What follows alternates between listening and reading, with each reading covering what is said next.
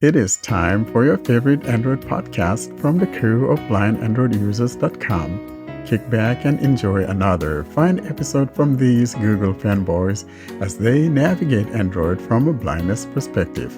And now, here are your hosts. Hello and welcome to episode 44 of the Blind Android Users podcast. I'm Ed Green and I'm here with my co-hosts Warren Carr, Austin Pinto and Anna Gaza. And we are coming to you on Saturday, the 9th of October, 2021. On this episode, we have our announcement section with Austin. We then turn our minds to the next category in must-have apps, and this is all about cloud storage. Then we have our commentary episode from Mariam, and we conclude this week with Warren's Talkback highlights. How are we all, Anna? What's up? Oh, nothing much. Yeah, well, Austin? Doing good, actually. The rains are subsiding. It's the end of monsoon and it's thundering and lightning every day, every evening. And the heat is also rising due to the rain departing. So the weather in Mumbai is very mixed now. And Warren, someone on our email list bestowed the moniker of commentary guru on you this week. Is that moniker sitting easily with you? It was such an amazing thing. I just could not believe myself as to what I was reading. So thanks so much, Shannon. I think that was absolutely beautiful, even though I'm not a CSR user or anything of that kind. But it was so nice to hear that I am actually part of the commentary group.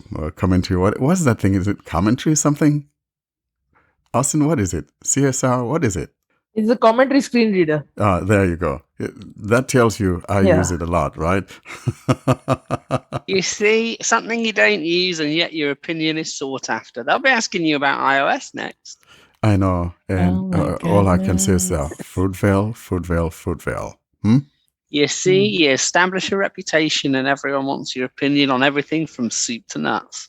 Including commentary, apparently. Because I am the evangelist. Apparently so. Even on things you don't agree with. Absolutely. Give me the word. Austin, what's going on announcements-wise? Blind Android Users is proud to partner with the folks from Gravity Forms. Gravity Forms has allowed us to ensure that our website is both accessible and easy to use with regards to our contact forms and other various forms found throughout the page. Thanks to Gravity Forms' dedication to accessibility and their compliance with all federal and jurisdictional laws relating to accessibility is appreciated. The Blind Android Users would like to thank the folks from Gravity Forms for sponsoring our license subscription to their WordPress plugin.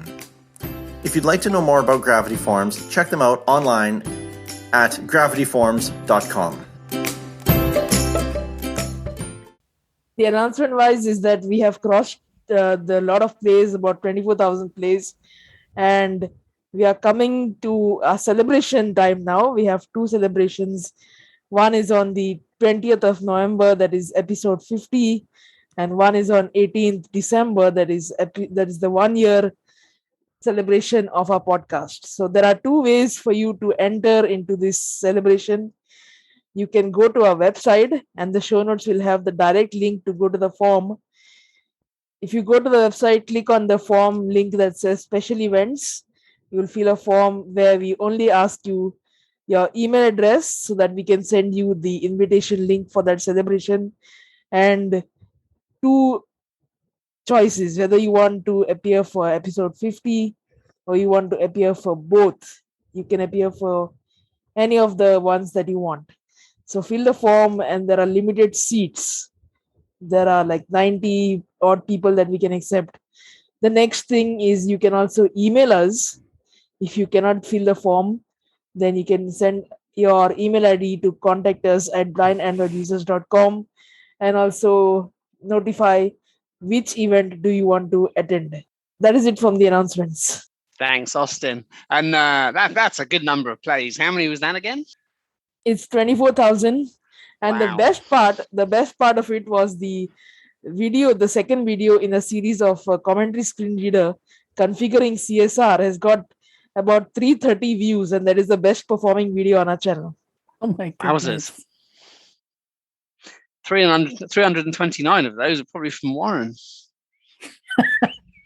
I think so. Well, you can say that again. I think the listeners heard. Oh my gosh.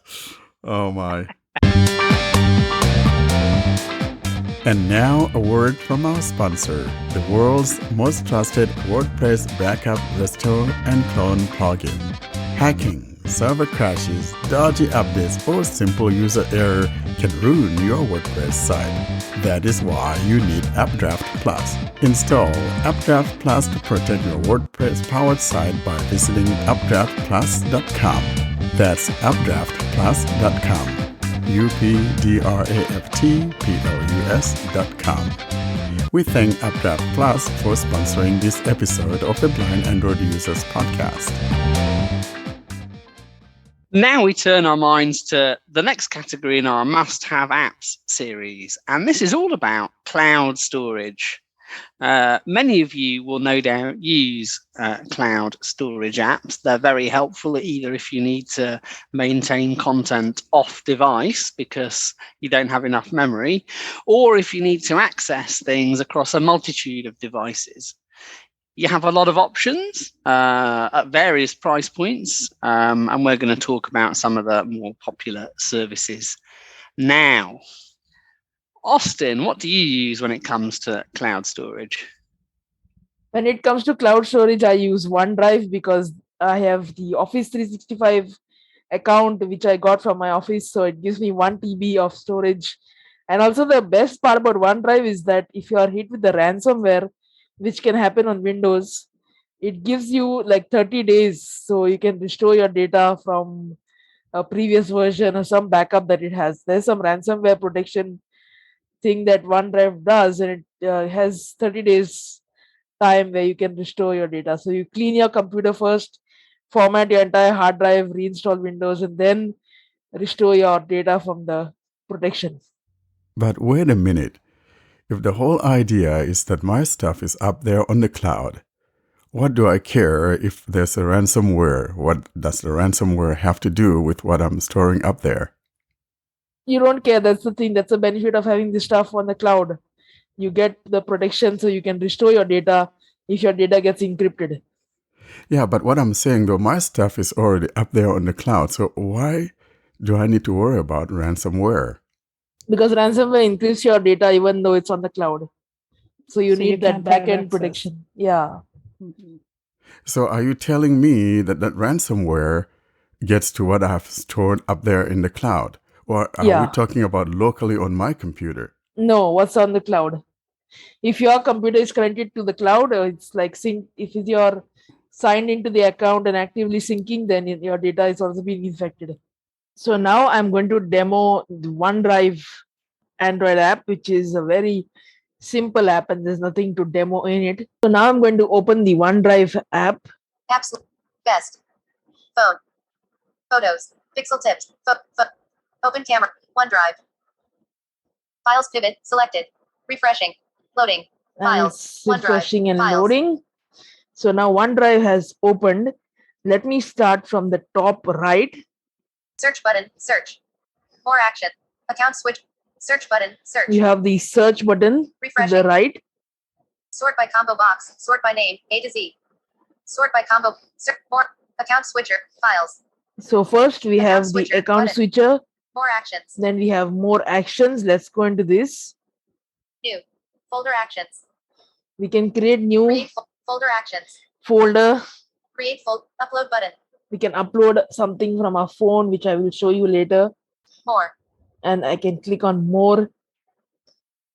take a photo button So OneDrive lets you directly take a photo from within it, take a photo scan button refreshing and also lets you scan. create a Word document button You can create Word. create a PowerPoint create an Excel spread So you can use Office Online. new folder actions That's all Navigation we bar, have back in more. button.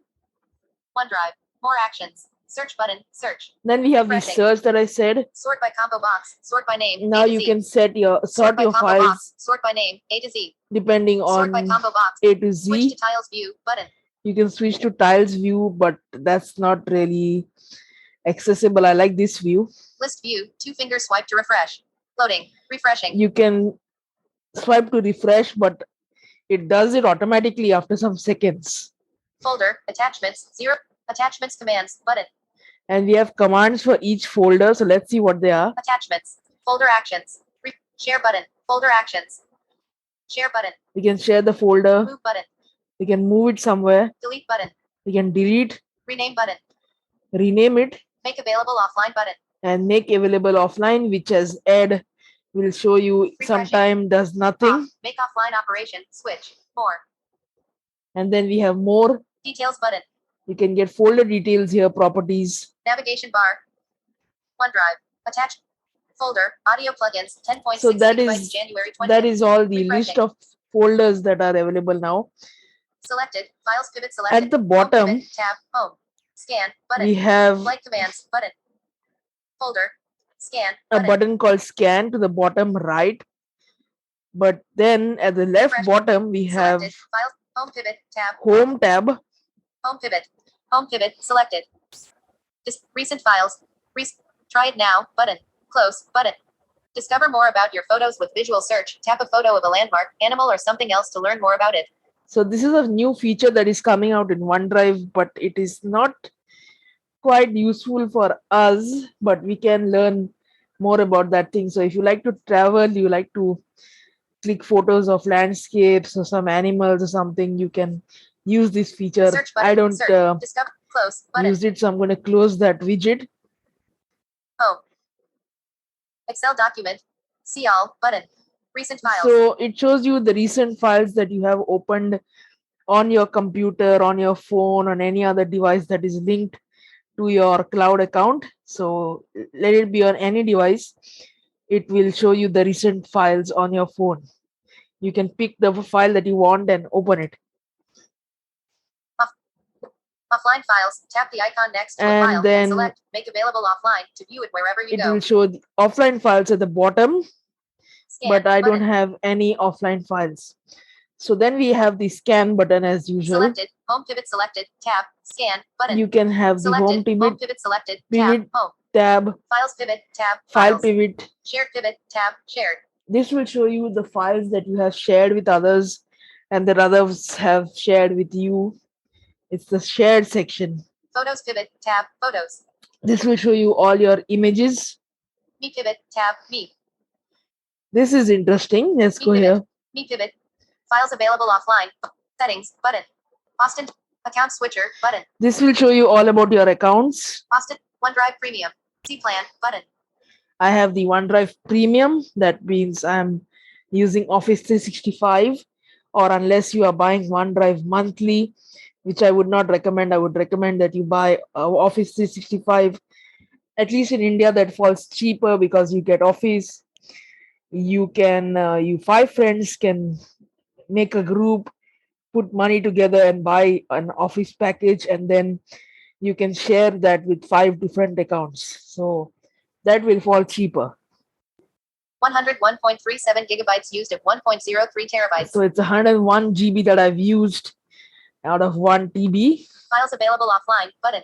And there are no files available offline. Recycle bin. Button. I can go to my recycle bin here. That's nice. And this will show me all the files that I have deleted from all the devices. So it's not only your phone. Notifications. Button. Here I can go to notifications. So let's say someone shares some file with me, or a large number of files has been deleted from my OneDrive. I will get the notifications in the notification bar also. But if you miss it, you can go here and check that out. Settings. Button. Let's go into settings. Settings. Navigate up. Settings. Accounts. Disable. Personal. Add OneDrive for business. So I have my personal account set up. You have a business OneDrive, you can add that here. Options. Disabled. And you have options. Update offline files using Wi-Fi only. These are the files that you have made available offline. You can update it using Wi-Fi only, but since I don't use that feature, I don't change anything here. Camera upload on. So it's uploading your camera. Theme. System default. You can set theme. I've just left system default. Passcode off. Visual search off. Show file extensions off. Switch. If you want, you can do this, and I'm going to turn this on. Show file extensions off. Switch. On. Shake to send feedback on. Switch. I'm going to turn this off Off. because it does eat up your battery, although you won't have this app like in foreground all the time. So it's better to turn this off. Privacy and permissions. Here you can give the app permissions that you want, View diagnostic data. and you can view diagnostic data. About. Disable. Version 6. What's new? Rate this app. View help. Leave the preview. Privacy and cookie. Third-party notices. Report abuse. So that is all in the settings tab that we have. Now to upload files, Navigation. it's very simple. Shared Let me pivot. go Tab to files the pivot. files pivot, Files pivot. Folder. Folder. Search button. and Search. let me go to Files. Account. More actions. more actions. New. Folder app. Create. Upload button. Let's click on upload. OneDrive. Recent. Show root. Search. More option. Not checked. Images. Not checked. Not checked. Recent OneDrive. Recent file. PXL underscore 20,211,008 _ 0620481114. MP.jpg. October 8th. 6.35 megabytes. So this is JPG a image. test photo that I took on October 8th. I want to upload this to my OneDrive. I'll just tap on it Files. OneDrive. More actions. and Search button. Sort. Scan button. Folder. Folder. it's folder. uploaded. So that is how you Navigation. upload your files. You can Pixel upload your launcher. Home. audio files, photos, videos, whatever you want to upload can be uploaded to OneDrive, and you can then see it across your device. Phone. That is it WhatsApp. from my demo of WhatsApp. OneDrive. I use OneDrive as well, and I'll talk about a little bugbear I have with it in a minute. Anna, what about you? I use Google Drive and I use Dropbox. So I'll talk about both of those. I'm going to talk about Google Drive and Dropbox today. Both of these apps have gone through a lot of changes lately, and they're both very powerful. Today we're just going to cover the basics. We'll start with Google Drive. If you don't know it, Drive for desktop was updated this summer. If you don't have the new version, you should uninstall your old version, sign out of your Google account in Chrome, and download the new version.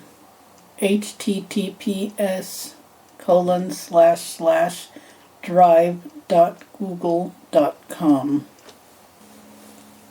But enough about Google for desktop. Apps list. Search your phone and more. Edit box. Let's go into Google Drive for Android. Showing items 21 to 50 of 161. Drive. Drive. Search in Drive. Edit box. Google Drive. Out of grid. When you open Google Drive, you're on the main screen. In the top left corner is a search item, which is where focus is now. More navigation options button. Next to that is the More Navigations button, which is basically navigate up. And in the top right corner, Signed in as Anna Garza. we have the User Account button. On some screens, we also have two additional controls.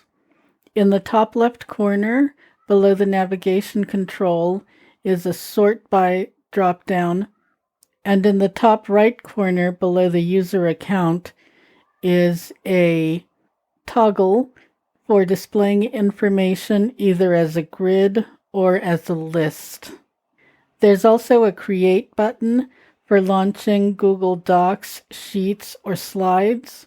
You can find it in the swipe order, but for those of you who explore, it doesn't seem to take focus.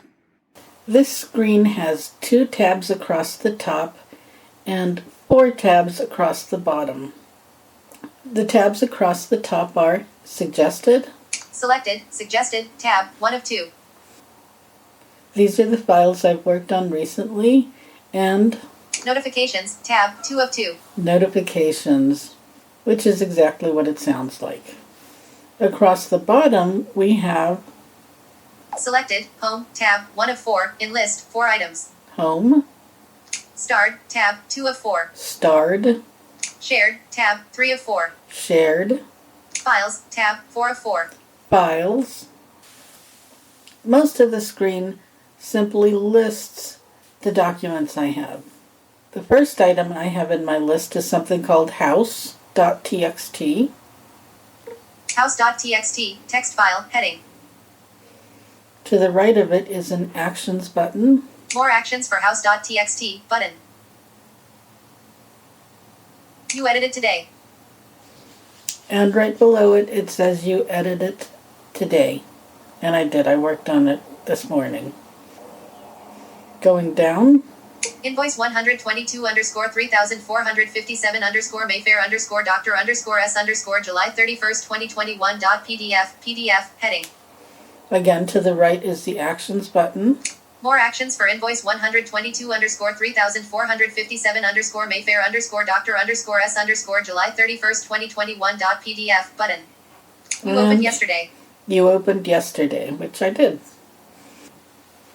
And just as an FYI, you can tap any of these files to open them.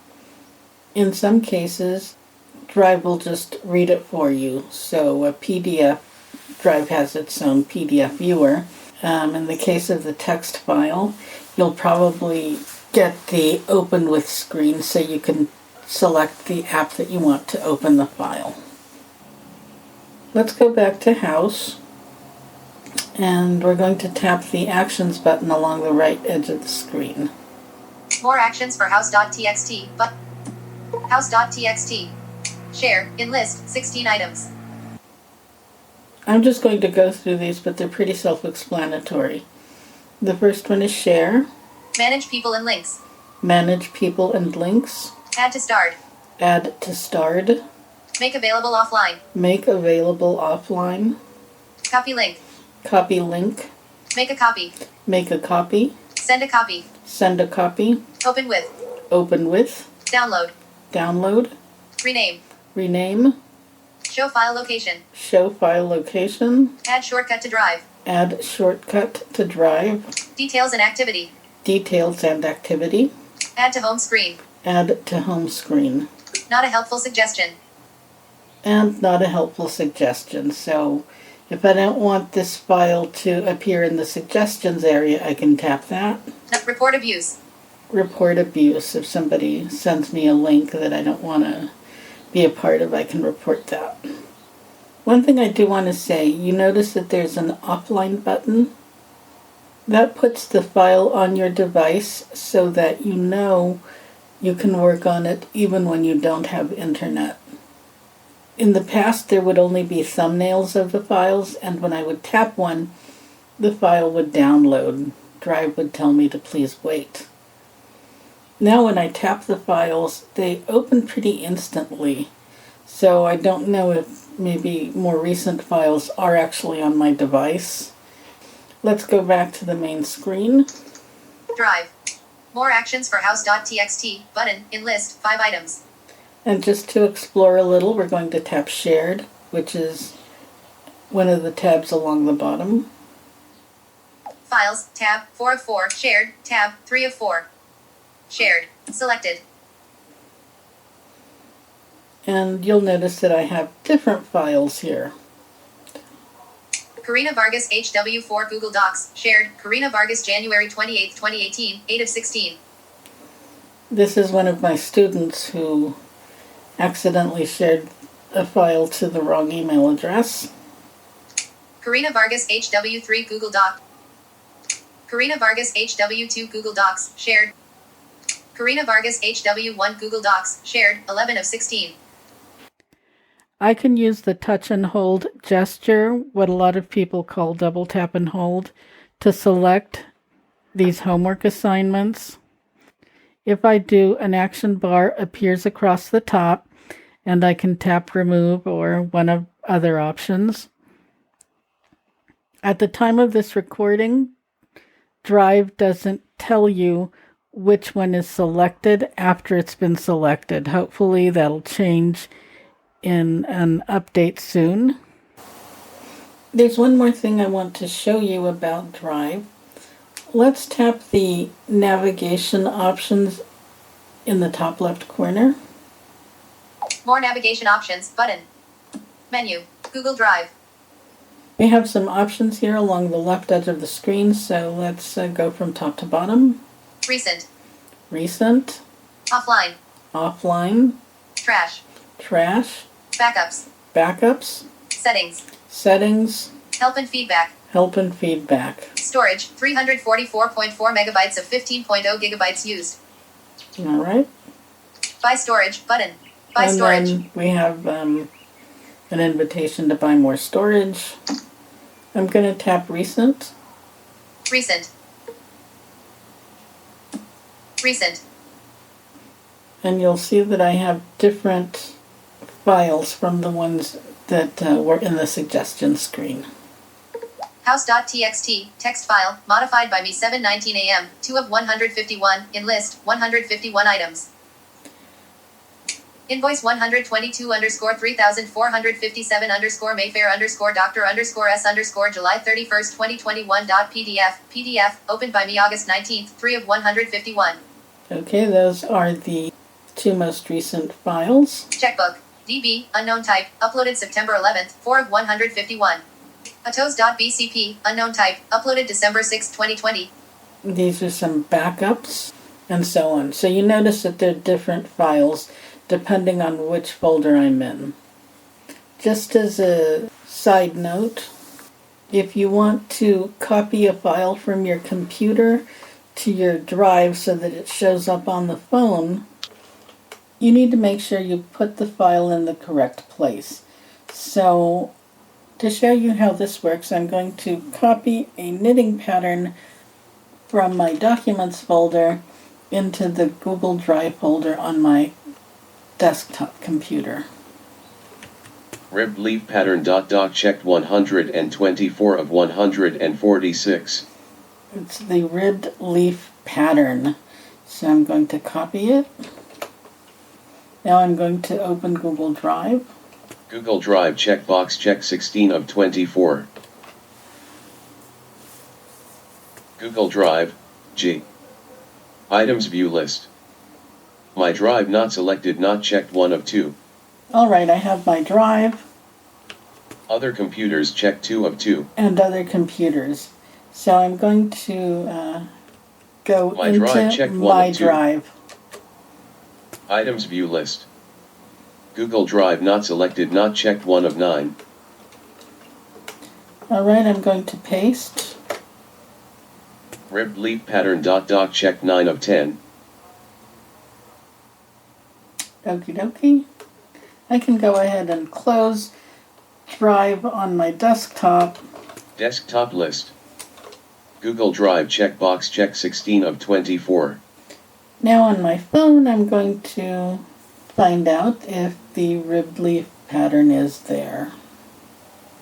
Checkbook, DB, invoice 100, house.txt, text file, modified by me 7:19 a.m., 3 of 151. That seems to be the same file.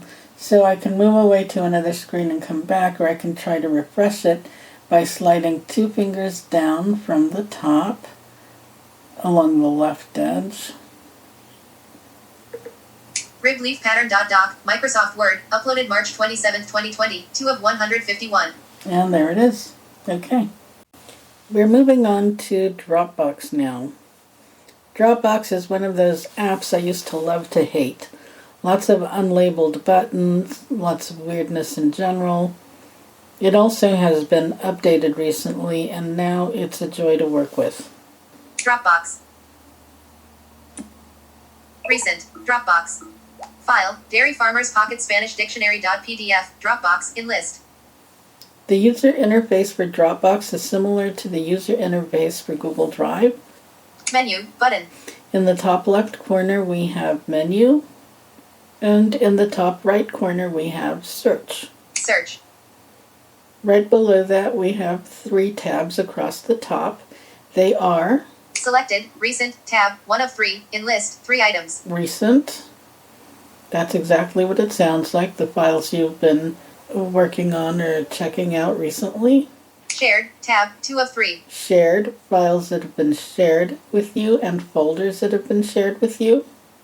Starred, tab, 3 of 3. And starred, the files you think are important. Across the bottom we have 4 tabs. They are Selected, home, tab, 1 of 4, in list, 4 items. home, Files, tab, 2 of 4. files, Photos, tab, 3 of 4. photos, Account, tab, 4 of 4. and account. Most of the screen is just a list of files. And along the right edge, for each file there is an actions button. Selected, recent, tab, 1 of 3, in list, 3 items. File, rental 2021, XLSX, in folder rental, in list. This is really nice. It tells me that there's a file, the name of the file, and it tells me which folder this is in. More options for rental 2021, XLSX button. And there's a more options button for this Excel file. File, house.txt, Dropbox. There's the house.txt file that I also have in Drive. It's an important file I'm working on. And then right below it is, File, Dairy Farmers Pocket Spanish Dictionary.pdf, Dropbox. and to the right of each of these, remember, is the actions button. When I have a file in Drive in the main folder, I just hear the file name. I'll show you what happens when we come across a folder. Folder, rental, Dropbox. And it also has an actions button to the right. More options for rental button. There we go. Dropbox is similar to Drive in that I can tap any of these files to open it. Dropbox, I discovered now, has a text editor which works really well. I edited my file a little bit last night. And it also has a PDF viewer. I opened the Dairy Farmers Glossary. Both files opened immediately, suggesting that they're on my phone. Like Google Drive in the past, I would be notified that the files needed to be downloaded, and this time I didn't do that, so I'm not sure if the files are actually on my phone or not. So let's tap the Actions button to find out which options I have. More options for house.txt button. Dropbox. File, in list. House.txt, heading. Alright, there's the name of my file. Dropbox 21 kilobytes, modified 9 hours ago. Tells me how big the file is. Copy link. I can copy my Dropbox link. Share. Share with someone. Manage access. Manage access to who can open this file. Make available offline.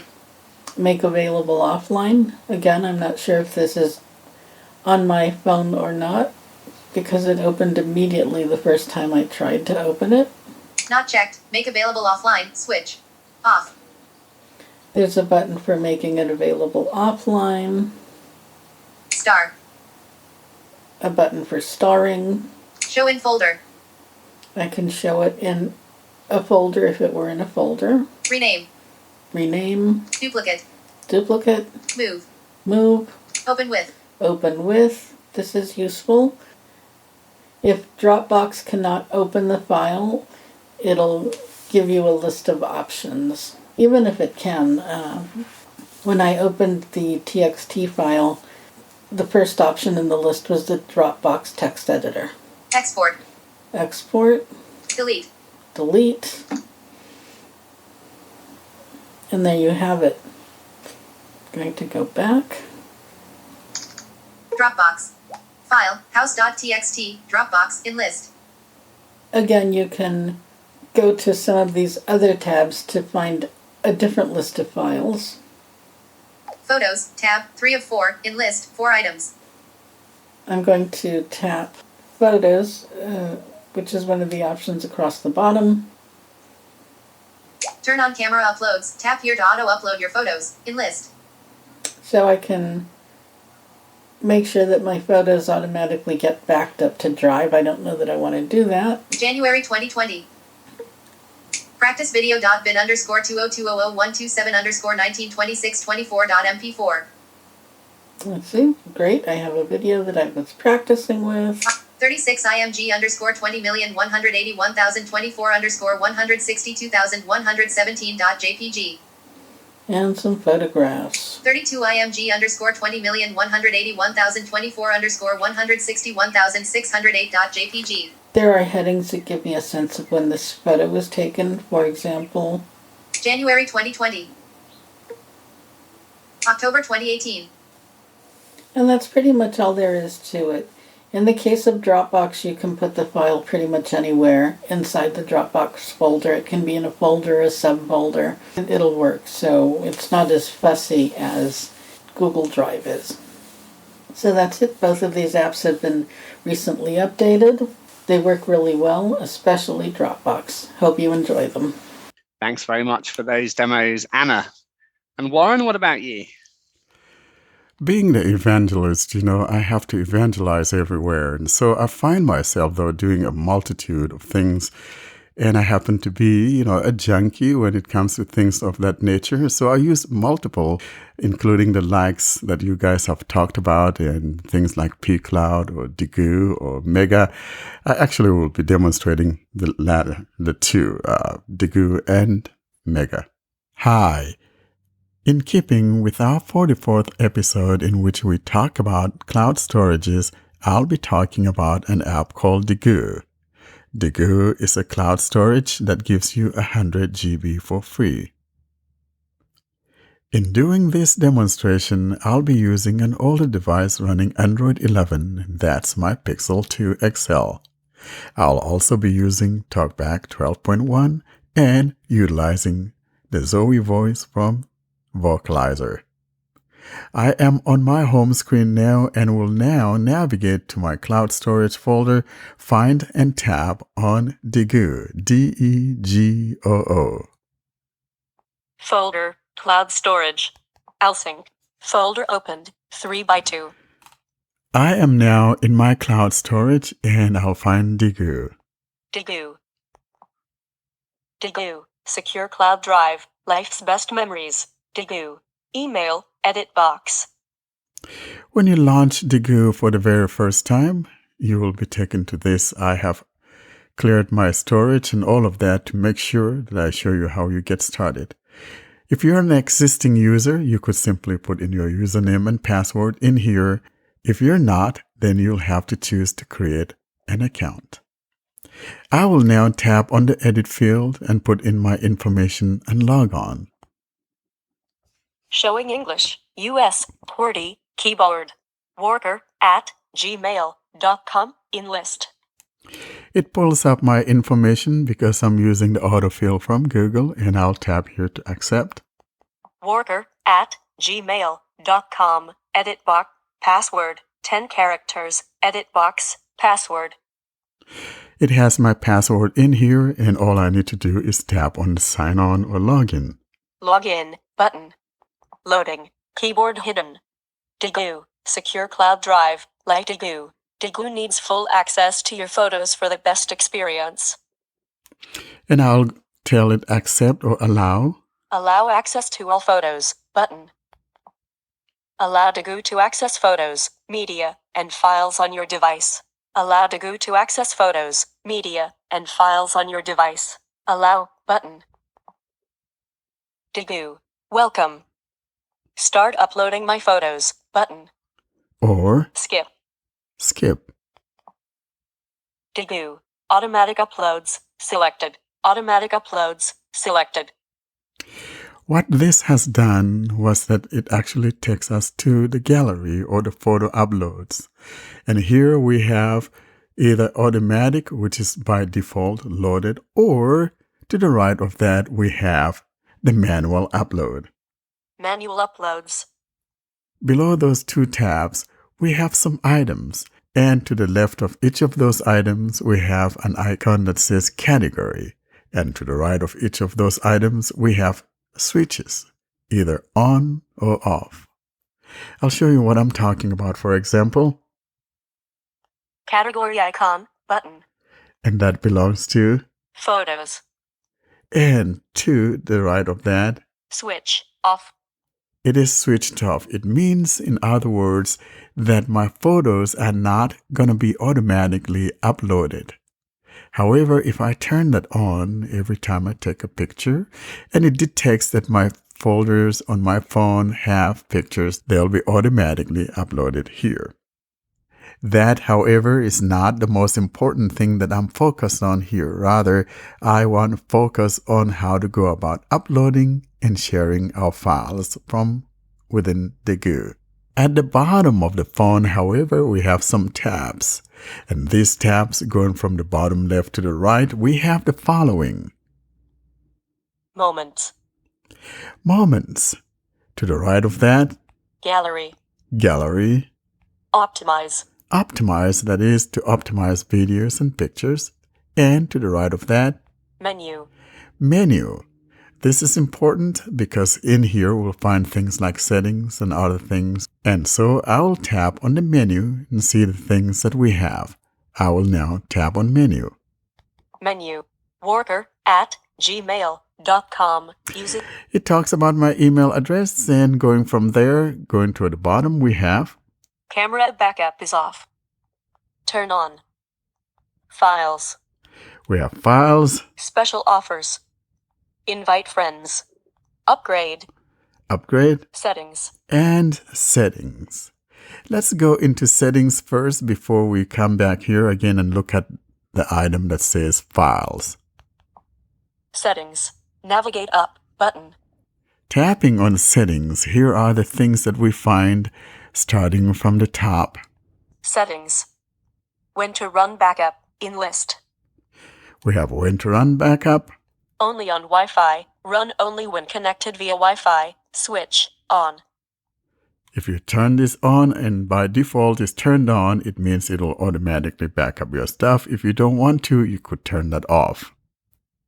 Only when charging. Run only when charging your phone. Switch off. Find free Wi-Fi connections around you with InstaBridge. Hide ads. Hide ads, of course, if you tap here, it's going to take you to where you could get the premium version and all of that. Other. Other. Lock up with PIN code. Require PIN code when opening the app. Switch off. Optimize images. Optimize the size of images. Switch on. Optimize videos. Optimize the size of videos. Switch on. Startup screen. Auto. Notifications. Status notifications. Show notifications for files status. Switch on. Enable help notifications. Show tips on new features and how to get the most out of Degoo. Switch on. Privacy settings. Manage permissions. Information. About 157-155-211-007. And that's the last item. I will now go back. Degoo.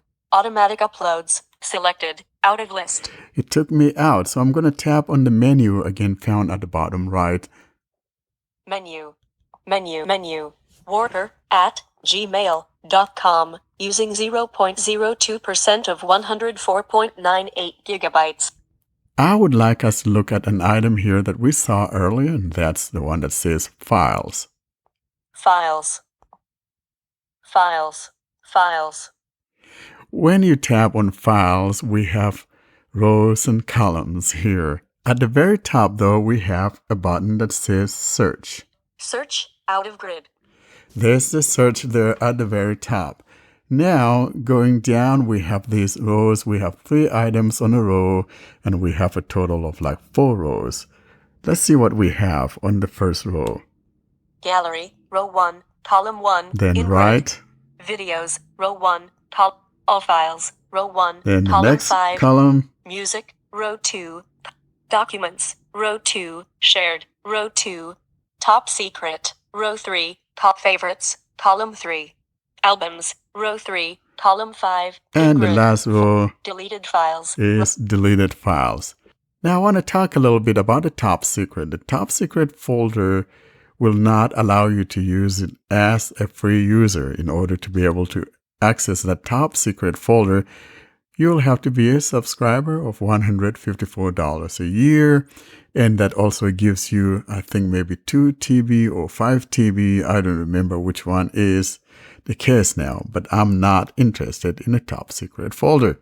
Now, besides all those folders and that deleted folder, above the button that says menu, we have a button that simply says My Files Fab, text, plus. My Files Fab. And this is the one that you will tap on and find and choose to upload a file. But before we do that, let's go into one of the folders so we could upload something. For example, let's say I want to upload something into my music folder or my documents folder, for example. Music, row 2, documents, Or column documents. 3. Let's say I want to upload something to my documents folder. So I'll tap here on this document folder. Documents, documents. This folder is empty. Perhaps it has not finished uploading yet. Out of grid. At the bottom, like I said earlier, above the menu is where it says My Files Fab. And that button is what we need to tap on in order to find an item to upload. My Files Fab. When we tap on My Files Fab, we have 3 items. We have Upload File, Upload to Top Secret, or an item that says My Files Fab. When we tap on that, it returns us to the list of the folders and columns that we saw earlier. But this time I want to tap on the one that says Upload Files. Upload files. Below that, Upload files to Top Secret. or My Files Fab, plus. tapping on that will return me to the list of folders. So I'll tap on Upload Files. Upload files. Select files folders to upload. Navigate up button. Tapping on that tells me I could select files or folders to upload. In other words, I could upload single files or upload entire folders. I am sitting though in an area where I have things like my videos and things that the file browser automatically sees.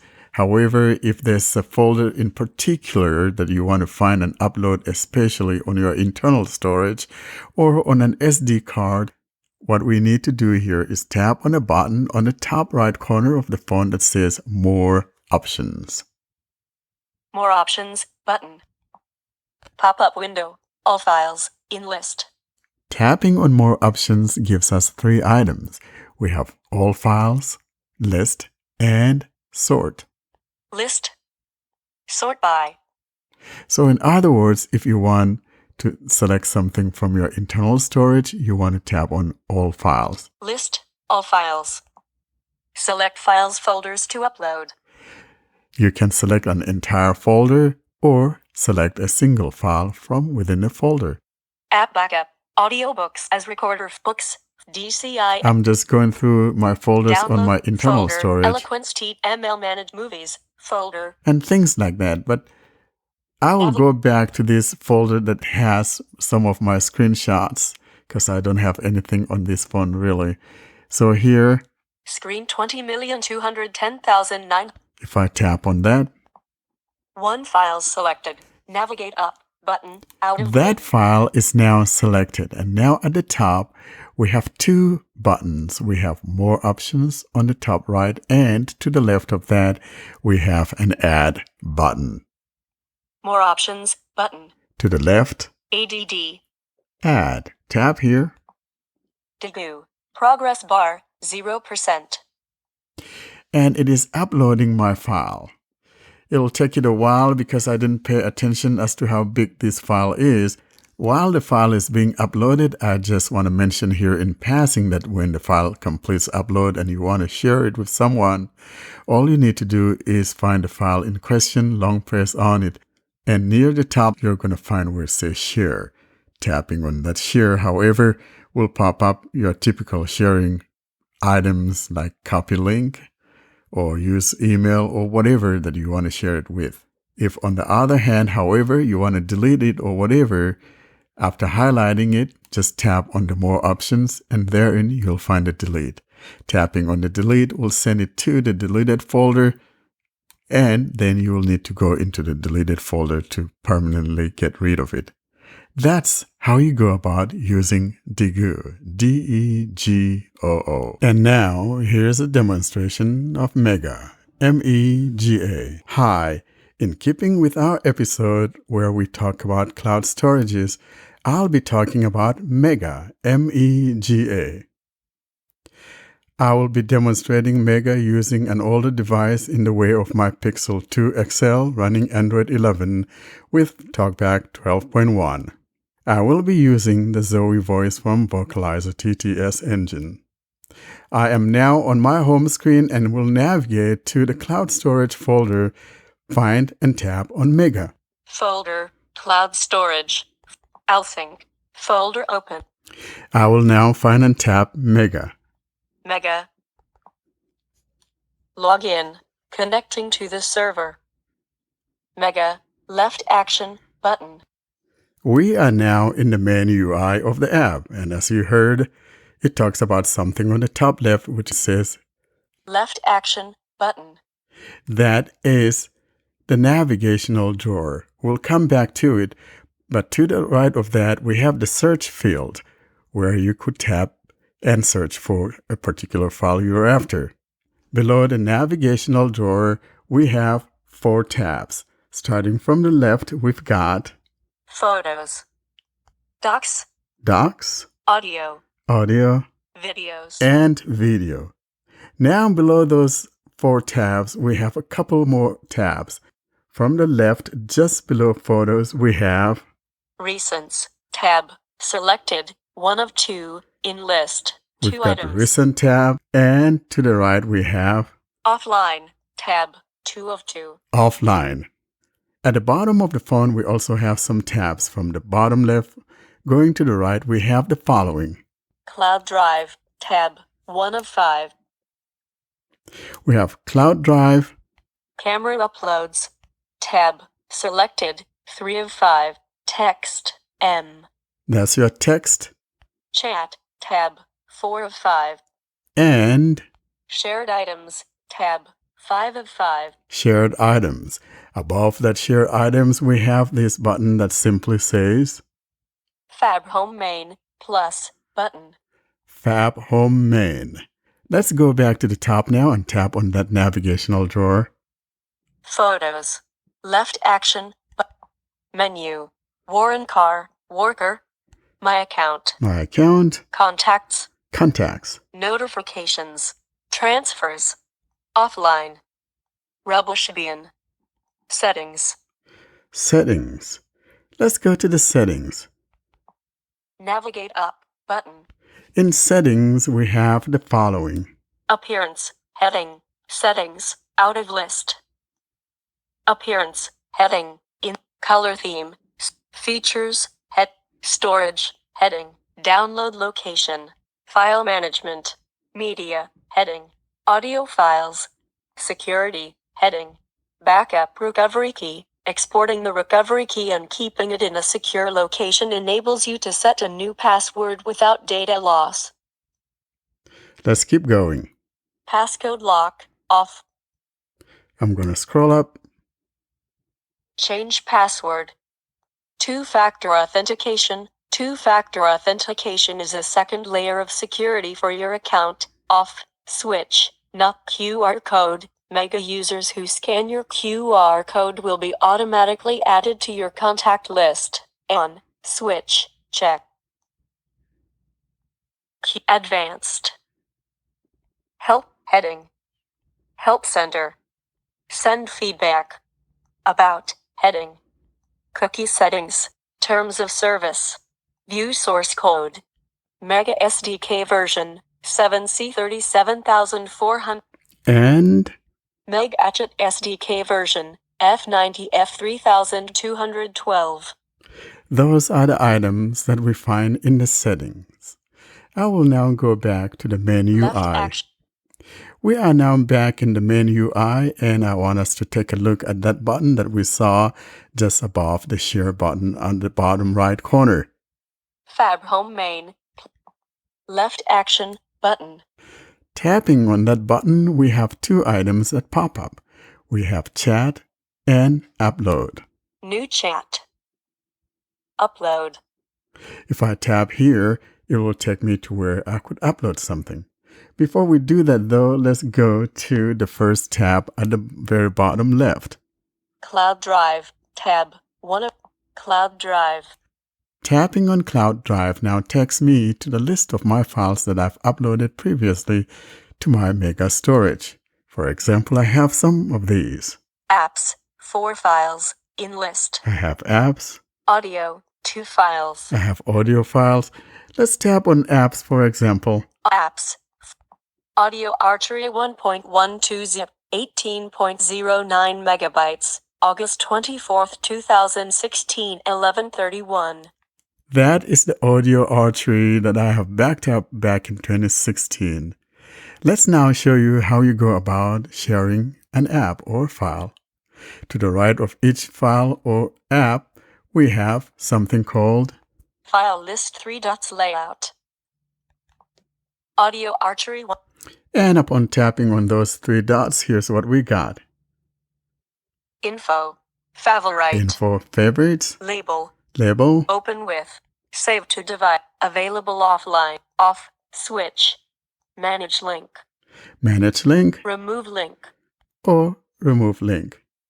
Managing of the link simply means whether you would like the people that you send the link to have an encryption key before they could decrypt it or not, and you could also password protect it and things like that. Let's go back now Mega. and long press on it. Audio Archery. Long pressing on it, on the other hand, gives us the following items near the top. More options. Button. There's some more options on the top right. Share. Send to share. Share, Send to chat. Manage link. Save to device.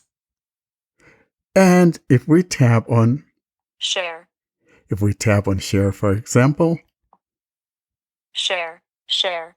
then we have the traditional Android sharing system pop-up, Hushed is run. including the one to copy the link. Copy. Button. Row. https:// share. Out of grid. https:// And below that we have copy. Button. copy. That's how you go Cloud about Drive. sharing that. And now that we are in this folder, let's go about demonstrating how you go about uploading a file. We are in our apps folder, and let's pretend we're uploading something to the apps folder. At the bottom, just above the share tab, we have that button we talked about earlier, which is Floating button. Plus. Button. Out of floating list. button. We tap here. Upload. From device. We could upload from device Pick from file system. or Scan document. Capture. We could even capture using the scanning.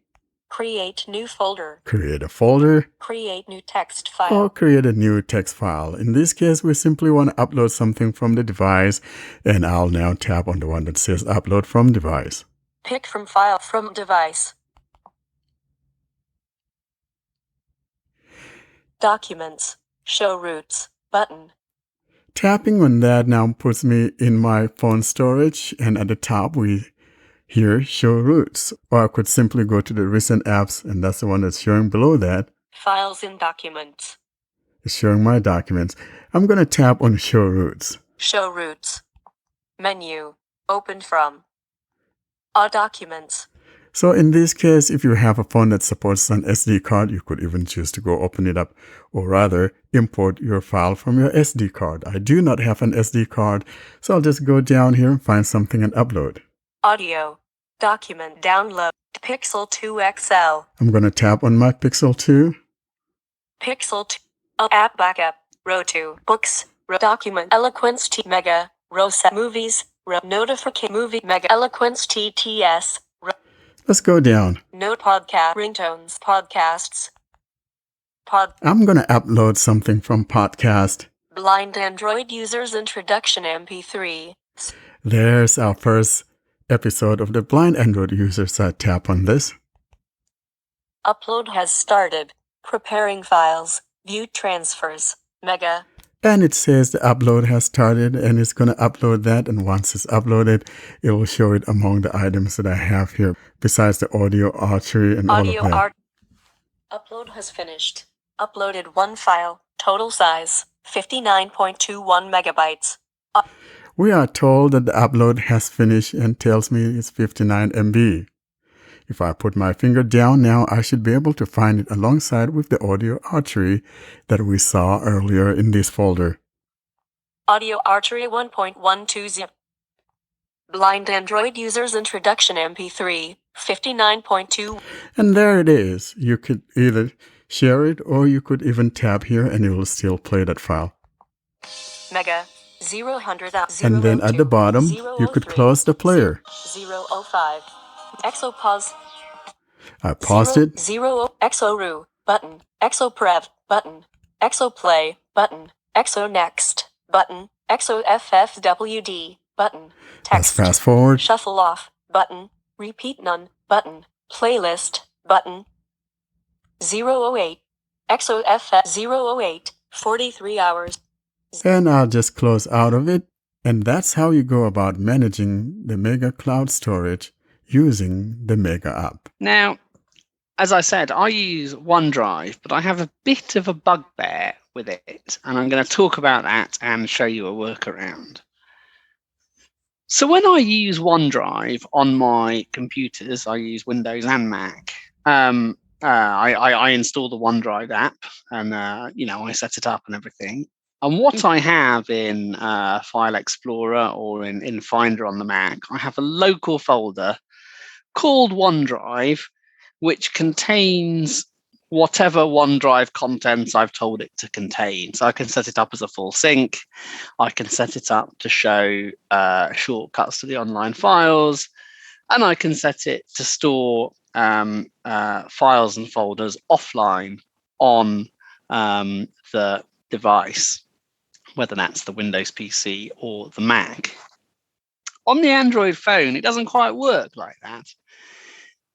I can go in and download individual files or folders, but that's a bit of a pain. They'll go into the downloads folder, but you can't do it with the whole OneDrive thing, and you can't sync, obviously. You're downloading a snapshot.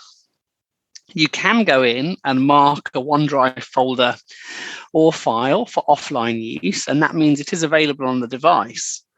What OneDrive does then, though, is store it in a cache folder, which only it or a file manager or media playing cloud app like CloudBeats Pro can see. So let's say if you have another app that you want to be able to see media on your device, like, Smart Audio Book Player, it can't see the OneDrive files you've marked for offline storage, even though you've marked them for offline storage. To me, this makes the offline storage feature pretty pointless in the OneDrive Android app. Happily, though, there is a little app. It's not free, by the way, but I like it, so I'm going to show you anyway. It's called Autosync. I'm going to just open it up now. I'm not going to show you much of it. I'll show you 2 of its 4 tabs. Personal apps list. Search. BBC Sounds. Pro Audio Recorder. Pro Authentic. Autosync. As one notification. Column 5. Here it is.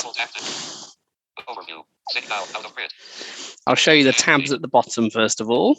Selected. Overview. Tab. That's the bottom left-hand tab. That will show you basically what's going on, the status and everything else. Activity. Tab. 2 of 4. That'll give you a chronological view of what it's done. 4. Tab. 4 folders. Tab. 3 of 4. The folders tab I'll come to last. This is where you create the syncs you want it to have. 4. Tab. 4 of 4. And this is the More tab. I'm going to go in here. 4. Selected. Autosync. Autosync. Out of list. Cloud storage accounts and list. Double tap to activate. So I'll show you this. This is the cloud storage accounts. As I say, I use OneDrive, but I'll show you this first. Cloud storages. Navigate up. Button. Out of cloud storages. OneDrive. Edward Green. Or Green 1981 at Gmail. Unlabeled. Button. Add account. Button. So I could go and add an account here. Navigate up. Autosync. Cloud storage accounts and settings. Double tap to activate. We'll go into settings briefly. I'll only show you one section of the settings, and that's the sync settings. Settings. Navigate up. Settings. More options. Button. Synchronization and list. Go in here. Synchronization. Navigate. Synchronization. While connected to Wi-Fi. Edit. And list. Upload file size limit. No limit. Download file size limit. No limit. While connected to mobile network. Upload file size limit. No limit. Download file size limit. No limit. I have an unlimited mobile connection, so I'm happy with this. In fact, I only have mobile connections. Or if sync on mobile network. Ask user to confirm before manual sync on mobile network. Not ticked. Tick box. After sync errors. Edit. Try again automatically for both manual and automatic sync. Wait before each attempt. 5 minutes. Max number of attempts. 1 time.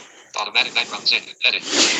So it has different data settings for its automatic sync. I can initiate a manual sync, which is what those data settings had to do with. Here, we can decide if we want it to do things in the background. Enable auto sync. Monitor folders and sync in background. On. Switch. The battery saving method in your device may affect automatic sync. More info on our website. Auto sync interval 1 hour. Only while device is charging. Not ticked. Tick box. Battery level must be at least 15%. So if you're worried about syncing on low battery, if you're rationed and can't get near a charge, you can set that much higher. So I think by default it's set to 50%. If your battery drops below 50%, it won't sync in the background. Internet connection using Wi-Fi and mobile data. So for background sync, you might want to keep an eye on that if you aren't on an unlimited connection. So here you can set it to Wi-Fi only if you want. Allowed on metered Wi-Fi. Tick box. Allowed Wi-Fi net. Disallowed Wi-Fi networks. Allowed on mobile roaming. Should auto sync be enabled on data mobile roaming? Not ticked. Tick box. Do you want it to sync while you're abroad? Probably not. Instant upload. Detect new / modified files and device and try to upload them instantly. Tick box. Navigate up. Button up. Settings. Synchronization. And list. So we'll come out of settings. There's nothing else I want to show you in here today. Synchronization. Navigate up. Auto sync. Settings. And list. My app license. So I said it wasn't a free app. So I'll go and show you how you buy an app license if you want to, and the different sorts of things you can buy. My app license. Navigate up. My app license. All inclusive subscription. All features unlocked. All app updates included. Priority email support. Cancel anytime with Google Play. Subscribe £2.99/month. So if you have a lot of cloud storage accounts, this might be quite good value. I'll show you how many it supports in a minute. Lifetime licenses. Tap on the item you want to buy. These purchases are not subscriptions. Choose them if you prefer one-time payments. So there's no one-time payment for the entire app. If you want a one-time payment, it has to be for the cloud storage services. Sync with OneDrive. Purchased. And list. I think that cost me £6. We'll go and see if some of the other ones are in a minute. But it also supports sync with Google Drive, sync with Dropbox, sync with Box, sync with Meta, sync with Cloud, sync with Yandex.disk, sync with OwnCloud/NetSplit, sync with WebDAV, sync with LAN/SMB, sync with FTP/SFTP. Subscriptions and purchases are associated with your Google account and are not shareable with other users. They are valid for all your Android. So it's got a few different ones. I'm going to go into Google Drive and see how much it is. Sync with WebDAV, sync with OwnCloud, sync with Yandex, sync with Cloud, sync with Meta, sync with Box, sync with Dropbox, sync with Google Drive. Google Play Store, 0%, progress bar, out of list. Sync with Google Drive, auto sync, file sync and backup, current price £6.99. Text. Navigation bar, back, button. So you can either pay £2.99 a month or whatever that is in your local currency, or as you heard, £6.99 for lifetime Google Drive.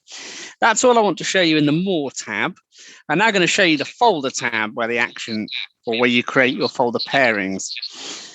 As I said, this will sync between a local folder on your device and a folder on your cloud storage. You can obviously make that the entire cloud storage if you want to, or you can pick specific subfolders. I'm not going to create a folder pair, but I'll show you what it looks like. Activity, overview, unlabeled, button, over, active, selected, folders, I did select the folder tab. Out of list, sync now, enable auto sync, and list, on, switch, /audiobooks, unlabeled, on, switch. Unlabeled plus button out of list.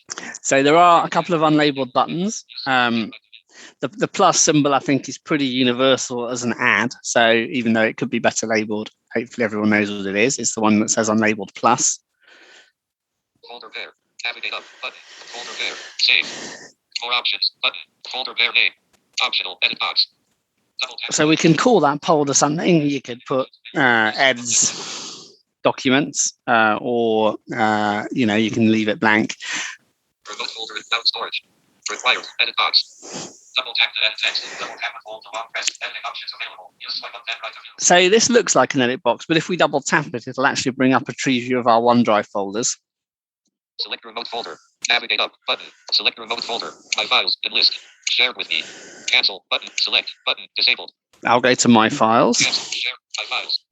Navigate up. Button. Select the room. New folder.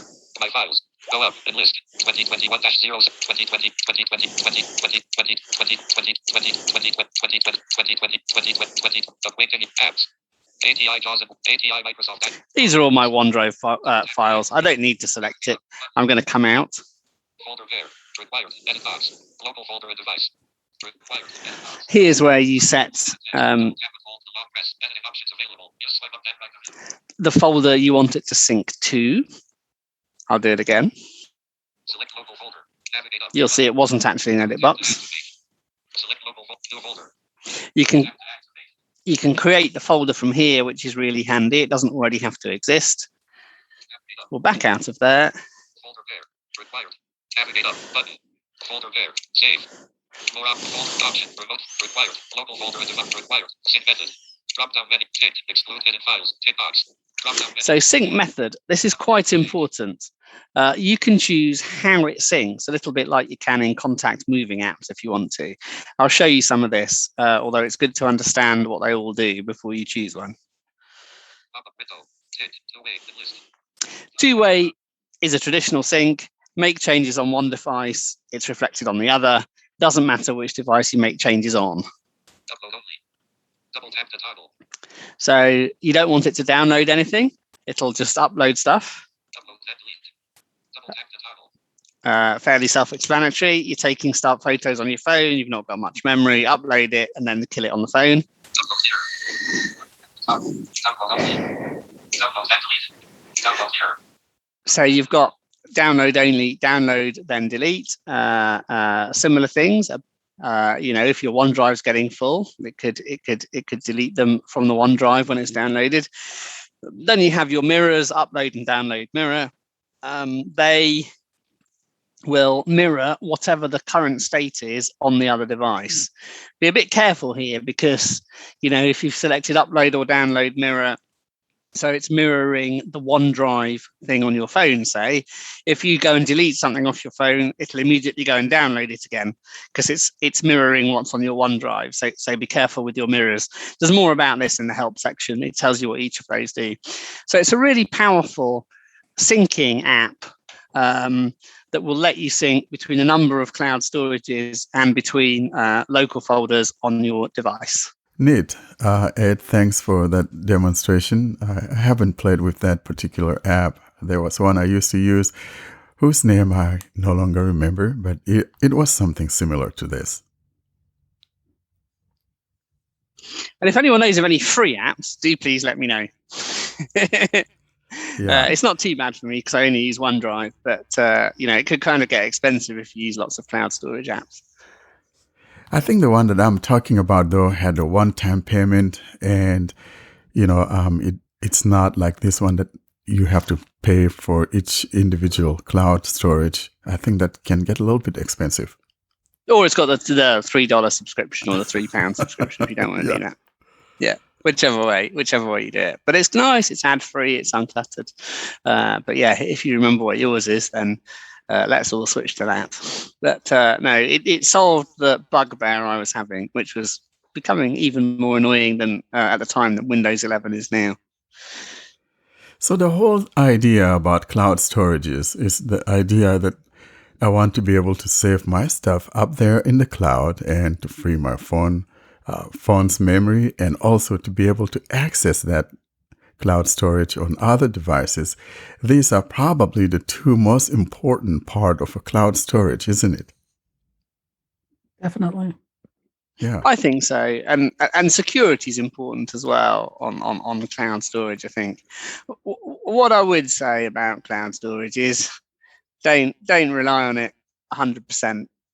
It's all very well. We think we're paying for storage. We've got comeback, but there've been pretty notable, high-profile business outages of quite well-run, well-protected business cloud servers, and companies have found themselves in trouble. The old thing about keeping 3 physical backups, one of them, ideally in at least 2 different locations, I think for critical data probably still holds true. Cloud storage is convenient. Do use it, particularly for stuff you need to access across devices, but don't think it removes the need for physical backups. I don't think it does.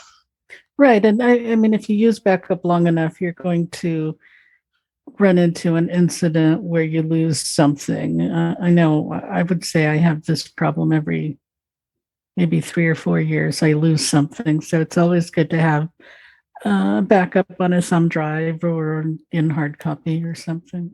And I happen to be one of those boys, kind of, keep something on my hard drive, rather on my external drive, or this is where those of you guys with SD card slots, come in handy for you guys.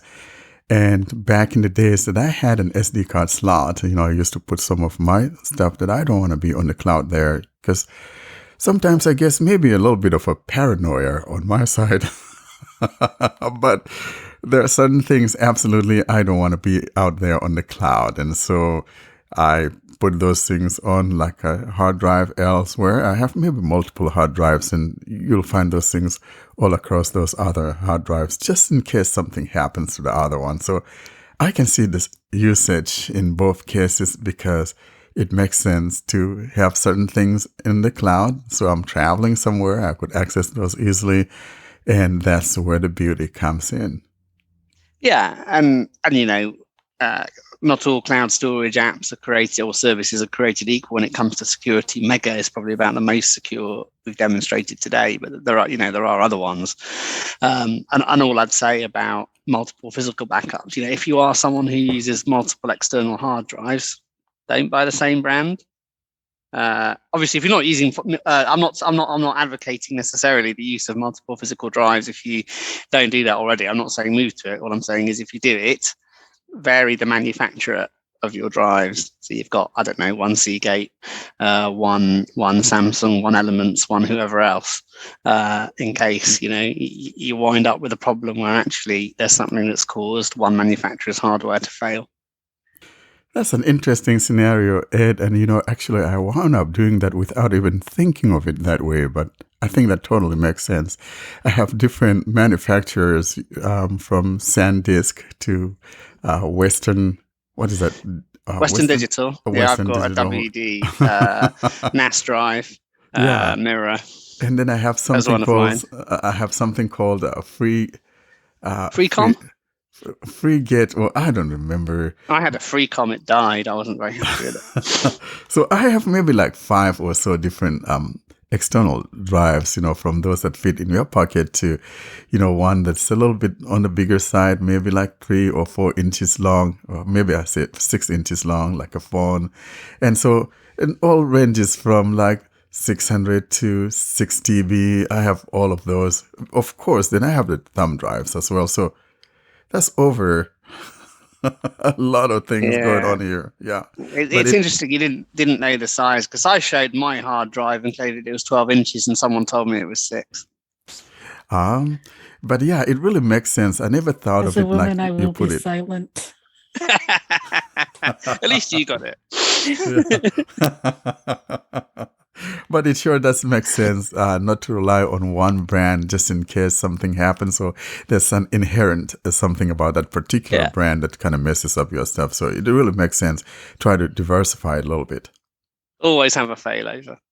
Now we turn our minds to the next in our series of CSR episodes from Mariam.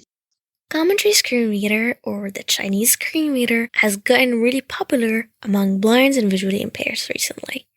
And here, on the Blind Android Users podcast, we will have a series of episodes in which we will talk about how to use the screen reader and how to get the best out of it.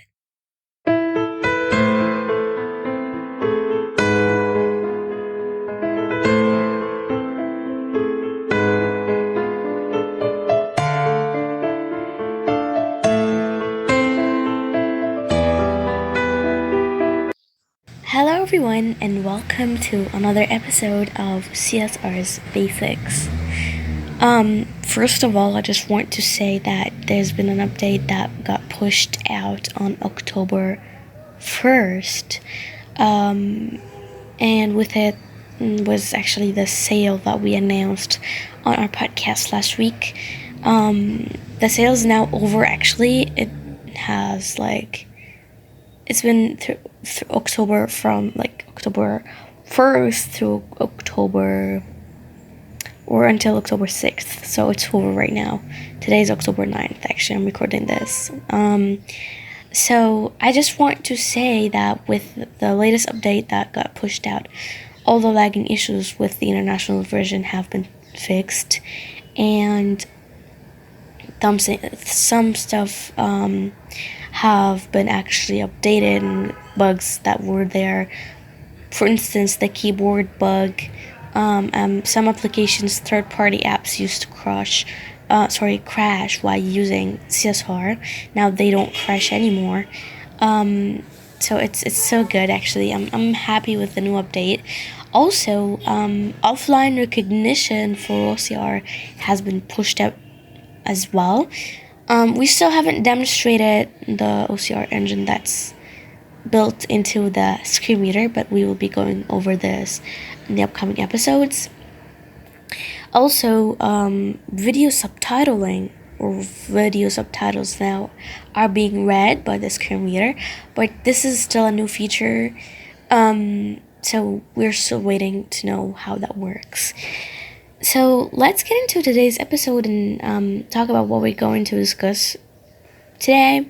First of all, we're going to be talking about multi-part gestures and what they are. Also, we're going to be talking about left shortcuts and right shortcuts and how to customize them and what they actually mean. But I just want to point out that some of today's features are actually in the premium subscription, so be aware of that. I'm going to point out what is free and what is not while we're going through today's demonstration.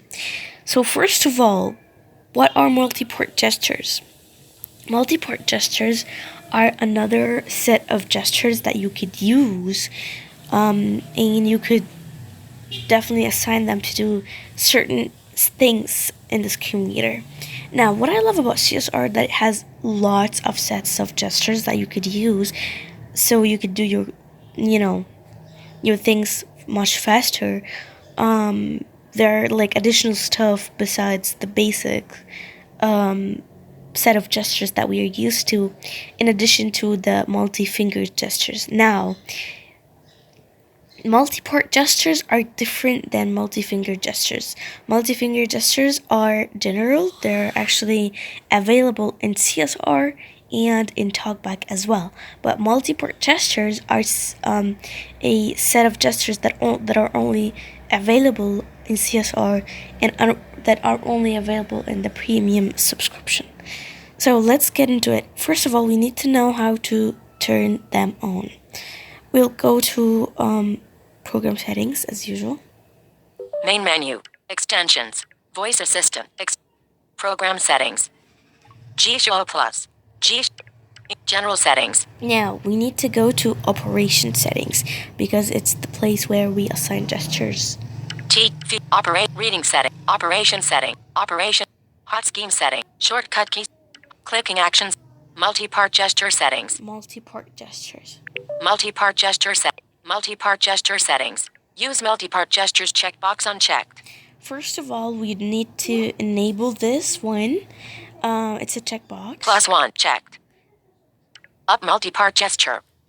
So we have up multi-part gesture. Down multi-part gesture. Down multi-part gesture. Left multi-part gesture. Left multi-part gesture. Right multi-part gesture. And right multi-part gesture.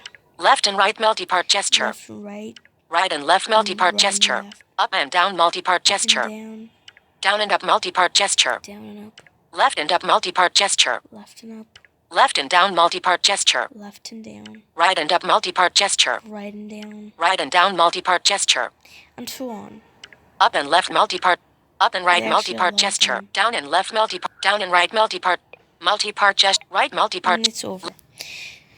So, we'll go with the easiest one of them, which is the up. Left multi-part gesture. Down. Up multi-part gesture. So, Up multi-part. Left. Use the up multi-part gesture checkbox unchecked. We need to enable this as well. Checked. Left swipe. So now, what does the up multi-part gestures or up left mean? How can we actually execute it? So it's up left, but someone would tell me up left. What it does up left. Extensions. It opens up the extensions menu. Manage button. Cancel button. Right? So what does it mean by up left? How we can do it? So up left means you would swipe up and remove your finger for a second or even less, and then swipe left. Right? So up, lift your finger from the screen completely, and then swipe left with one finger. This is how it works with all those multi-part gestures. While it's up and down, you would swipe up and down in one swipe, and left your finger, and then swipe left with one finger. So it all works with one finger, but you would execute the basic gesture first, and then left your finger, and then do the second one. But don't wait too much, because it would, get lost actually. So right now, we're going to assign one. Here you would have every single functionality that's available in CSR. Use the left swipe. Left swipe. Left. Plugins unchecked. Custom plugins unchecked. Let's, for instance, Custom voice commands unchecked. Tools unchecked. choose pick tools. Check. Tools. Up multi tools. Cancel button. Tools. Enter keyword text box. Cancel button. So I actually don't have to. Up multi. Left swipe. Let's assign another one. Left swipe. Choose another Focus one. monitor manager unchecked. Quick clicking mode. Focus Okay. up multi-part gesture. Focus monitoring manager. Now it's done. Back button. Multi-part gesture We settings. just swipe Back back. button. Operation settings. Back button. G show plus. Now we swipe up and left my finger. And User then center. left. Up. Accessibility setting. Down tools. Download additional resources. Up. Extensions. Focus monitor manager. As you can tell. Delete button. Cancel button. So up and then left, right. G away. show plus. Up, left. Download additional Focus monitor delete button. Cancel button. Focus monitor manage. Delete button. Cancel As button. you can tell. So don't wait too much, because if you wait, it's gonna actually get lost. Like it's gonna lose the focus or the the intention of swiping up and then left. So up, left. Focus monitor delete. Cancel button. Not in one swipe, but two swipes. But don't wait too much, like less than a second. So this is the way to do it. I know it might seem kind of vague and hard to do it in the beginning, but after you learn how to do it, you're gonna realize it's pretty easy. I also like to actually understand how it's done. It took me a lot. Now we're going to be talking about left shortcut and right shortcut and what they actually do. G show plus. Now we're going to go to operation settings 2. Notification reading set. Advanced reading settings. Operation settings. Operation setting. Navigate up. Gesture scheme description. We want to go to left shortcut and right shortcut. Gestures per applicate. Use the gamer mode. Navigation settings. Edge gesture set. Shortcut key settings. Edge navigate shortcut gesture settings. So it's called shortcut gestures settings. Shortcut gesture settings. Shortcut. Use the shortcut swipes to quickly navigate in list checkbox checked controls whether the shortcut. Use the shortcut swipes to quickly navigate in list checkbox checked controls whether the shortcut keys can be used to quickly scroll long lists. As you can tell, now I know that there's been a new update that has gotten pushed to Talkback, which you could have the scrolling in the granularity. Now we actually have this. You could use the scrolling in the granularity of G-Show. It has been there for a long time. Let's check that one. Labels. Let's check if it's there or not. Buttons. Text boxes. Now I'm swiping up, down. Images. Checkboxes. Progress bar. Lists. List items. Focusable element. Clickable element. Nodes. Scrolling mode. As you can tell, it's called scrolling mode. Now, also, this Use the shortcut swipes to quickly navigate in list checkbox check. It's pretty much the same, but if you have a long list and CSR identifies that it's a long list and your rotor is set on default, you can just, simply use the up gesture and the right gesture. The up and down, like up or down to scroll long lists. It's pretty much the same thing as using 2 fingers to scroll long lists. Now, left swipe shortcut settings. left Mustafa, microphone sent a voice message. Now, swiping up or right, or now swiping up or down. What does that mean? With CSR, we actually have kind of demonstrated this before. You could just swipe down to answer a call, swipe up to end a call, swipe down while you are on a call to turn the speaker on. How does that work? It simply works this way. Pretty much the same way as the per app gestures themes, when we used to enter the name of the button that we want this gesture to execute. Use left swipe shortcut So settings. left swipe is actually the up swipe, and Right swipe shortcut right settings. swipe is the down swipe. So let's Left swipe shortcuts. swipe. Left swipe navigate. Left swipe ADD button. There's an add button. Default button. Default, if we want to reset it to the default settings. Hang up. We have hang up. Hang up. If you want to end the call, like I said. Reject. Reject. Asterisk. Swipe left to decline. Swipe Asterisk. left to decline. End call. Hang up. Hang up the call. QQ. QQ. Decline voice call. Previous. Previous track. Navigate up. So as you can tell, they're written as buttons on every single phone. There's an end call, hang up, or decline, whatever.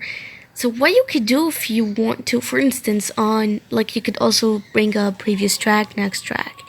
Now, in YouTube Music, for instance, it's not previous track or next track, so I needed to use this feature. What I did was, the button is called previous song and next song. So what you could do, it's pretty easy. Cancel and speaker. Navigate up. Navigate up button. Left swipe short ADD button. We could hit add. Text showing English. And Us. Just type in next song, previous song. N S. Delete and delete. And it's going to execute this. It's going to, it's going to take you to the previous song. H G. And you just text box. OK button. Hit OK. Cancel button. Left swipe And short English. Us. QWERTY. Just do it, right? If you're on YouTube Music and you swiped up, it's gonna take you to the previous song. Default I'm button. gonna show you another one. Back button. Use gestures to shortcut gesture. Left, right swipe short.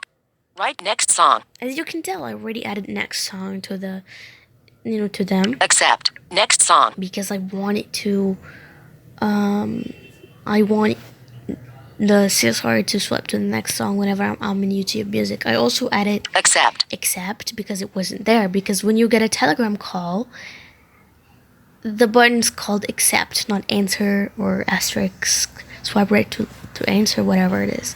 It's called actually accept. So this is the way to do it. Pretty much if you have any button on a certain app that you want to use with only up or down swipe on its own with one finger, you could just add the name of the button here, and whenever CSR finds that button, it's gonna find it and click it for you. It's pretty easy. I really like this feature because it makes me turn on the speaker pretty fast, answer the call pretty fast, and the calls pretty fast. It also works the same way the double tap with 2 fingers work when you use multi-finger gestures. That's it for today's episode of CSR's Basics. I hope that helped, and if you have any questions, feel free to reach me out privately or to reach the crew out on contactus@blindandroidusers.com, and I'll be so happy and glad to answer all your questions. Thank you so much for listening. Hope you liked it, and see you next week. I hope you enjoyed this episode. If you do actually have any questions, do feel free to reach out to me or to the whole podcast at contactus@blindandroidusers.com. And I hope you enjoyed this one. We'll see you next week. Thanks for listening.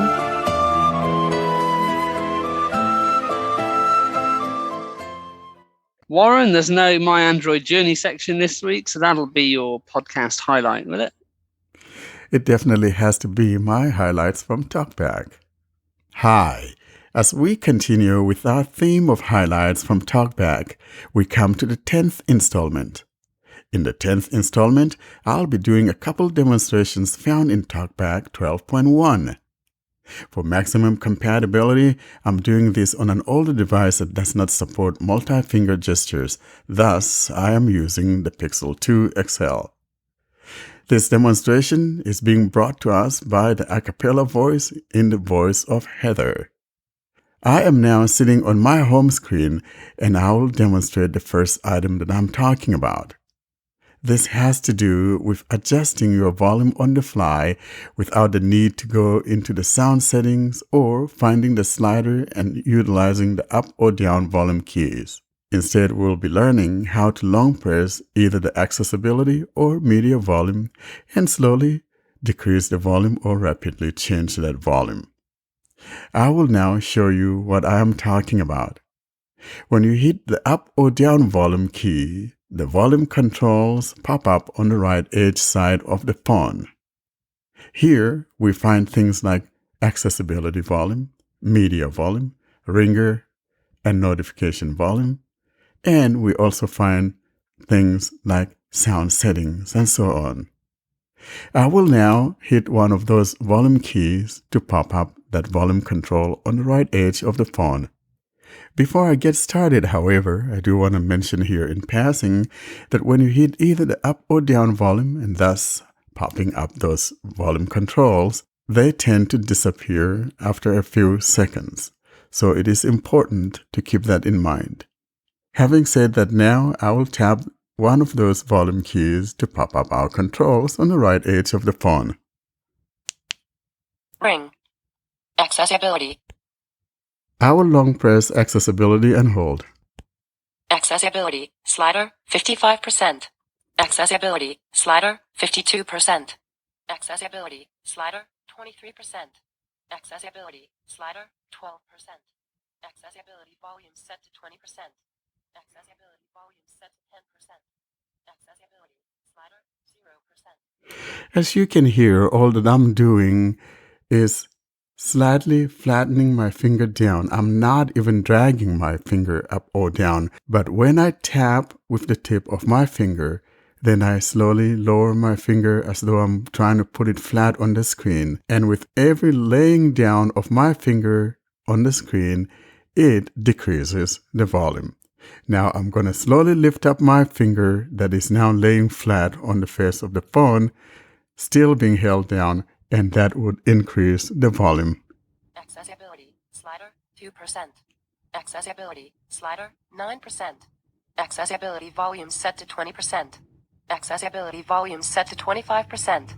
Accessibility. Slider, 27%. Accessibility. Slider, 37%. Accessibility volume set to 40%. Accessibility volume set to 45%. Accessibility. Slider, 46%. Accessibility. Slider, 48%. Accessibility volume set to 50%. As you can see, I was able to adjust the volume that way.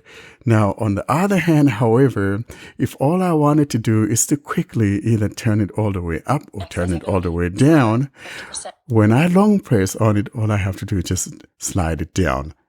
I will demonstrate that. Ring.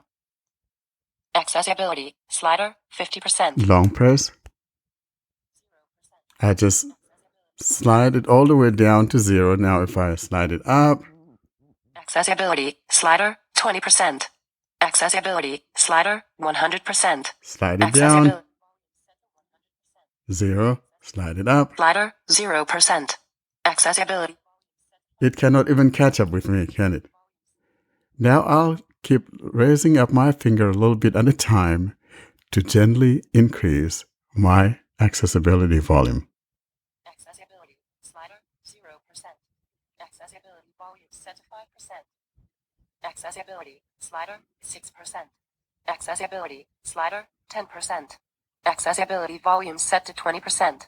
Accessibility volume set to 25%. Accessibility. Slider 29%. Accessibility. Slider 34%. Accessibility volume. And that's how you go about adjusting your volumes on the fly. In other words, whether it's the accessibility or media volume controls, the same principle applies. The next feature that I would like to talk about is the ability to label unlabeled buttons. In other words, we would learn how to label those unlabeled buttons, modify, or remove them altogether. For this demonstration, I'll be using the VLC Media Player. Open VLC Media Player. Opening VLC. This demonstration is not to demonstrate the use of VLC or its layout and all of that.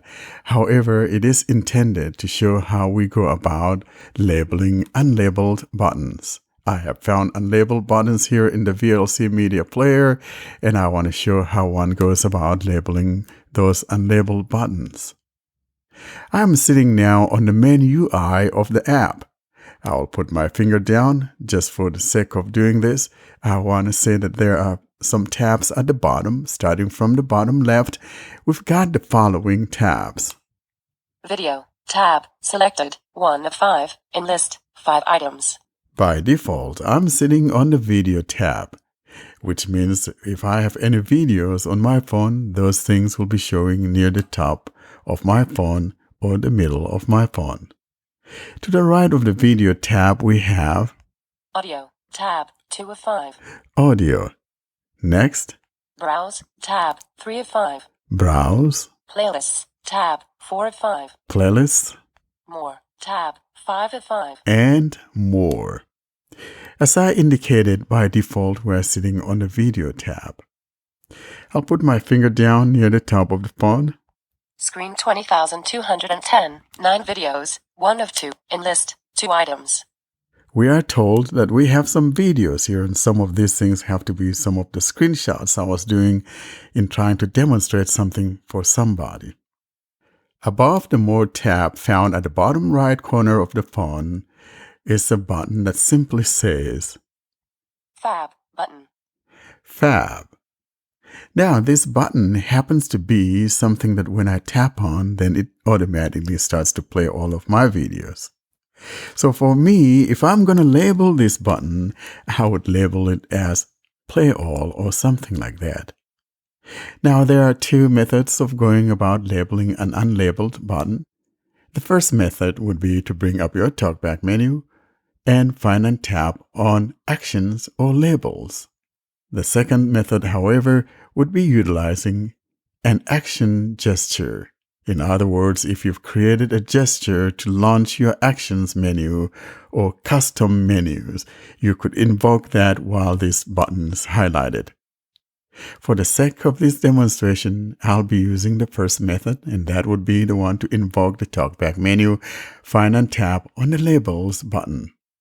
I will now put my finger down, draw a line down and curve to the right to bring up the Talkback menu, since this phone does not support multi-finger gestures, wherein I could have simply used the 3-finger tap to bring up my Talkback menu. So for now, I will draw a line down and curve to the right to bring up the Talkback menu. I already have the button that says Fab highlighted. So now I'll draw that line down and curve to the right. Talkback menu. Add label in list. When I drew that line down and curved to the right, bringing up the Talkback menu, the first thing that we're told is add a label. Now I will tap anywhere here to activate that add a label. Showing English, US, QWERTY, keyboard. Add label. Label text, edit box, editing, audit list. We are in an edit box where I could type in the label that I want. As I indicated earlier, I would like to label this as Play All. I will find a voice dictation and dictate the words Play All. Board. P. Papa. Voice input. Play All. Night. I dictated the words Play All and then double tap on my screen to stop the voice dictation. To check that I indeed have the words Play All in my edit box, I will now put my finger down to be sure those words are inputted. I will now put my finger down. Enter the text to be used as a label for this element. Internal view name, org.video and .vlc. Play All, edit box, editing, label text. There is my label, Play All. Now, to the bottom right of that edit field is an OK button. To the left of that is the cancel. I do not, however, want to cancel. Instead, I want to OK my label. So I'll find that OK button and tap on it. OK button. Keyboard hidden. VLC. Play All button. My label has been labeled as Play All. As you can hear, Play All is now focused on. To prove that, I'll put my finger down on the bottom of the phone where the tabs are so that the focus is not on the label, and then move back up to that label. Browse, tab, 3 of 5. Now I'll move my finger back to that label. Play All button, audit list. And there's my Play All. The next thing we want to do is modify or remove that label. For instance, if I type something that I want to change or discovered later on that that label that I gave it was not suitable for the action that the button does, I could now go in and either remove it altogether or simply take out the incorrect words or letters and replace it with the one that I want. So I will now highlight that again and go through the same process of invoking the Talkback menu and then tapping on either edit label or whatever we find. Here I go. Play All button, audit list. Talkback menu. Edit label in list. Instead of add label, we have edit label. I will tap. Showing English, US, QWERTY, keyboard.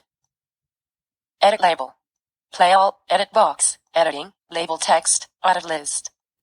I am told that my label is Play All. Now, below that edit field that has the Play All, on the bottom left corner of that edit field, we find the Remove Label. Remove label button. If I tap here to remove the label, it will remove the label and return me to the main UI. Watch. Label removed. Keyboard hidden.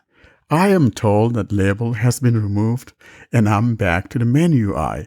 I'll put my finger down at the bottom of the phone where the tabs are and then move my finger to where that button is. More, tab, 5 of 5. Move my finger up. Fab, button, audit list. My Fab button is back. My label, which was labeled as Play All, is gone. And that's how you go about labeling buttons or removing labels or editing a label. That's a really popular segment as well, though. We do get questions from new users all the time about how to do such and such with Talkback, especially as Talkback's evolved from 8.2 through 9x through to 12.1. So Warren's Talkback highlights is charting that course for you as Talkback evolves and changes.